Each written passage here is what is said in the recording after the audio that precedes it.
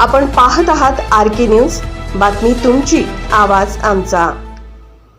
महाराष्ट्र शासनाच्या शाळा बंद धोरणाचा भारतीय दलित महासंघाच्या वतीने निदर्शनात्मक बोंब मारो आक्रोश आंदोलन। राज्य सरकारने 20 पेक्षा कमी पटसंख्या असणाऱ्या शाळा बंद करण्याचा निर्णय घेतलाय।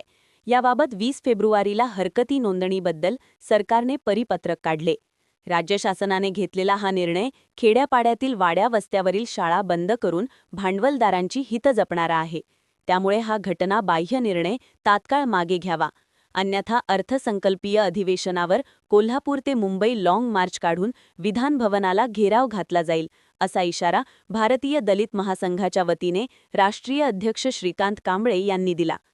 आंदोलनाप्रसंगी प्रदेशाध्यक्ष अनिरुद्ध कांबळे, जिल्हा सचिव अमोल कांबळे, पश्चिम महाराष्ट्र कार्याध्यक्ष दिलीप मोरे, जिल्हा मार्गदर्शक चिमाजी सोरटे, आकाश गायकवाड, सागर घोलप, सनी प्रसाद, सचिन कांबळे, सूरज अवघडे, विजय सावंत, मनोज गायकवाड, शाहरुख पेटकर आदी महासंघाचे पदाधिकारी व कार्यकर्ते उपस्थित होते।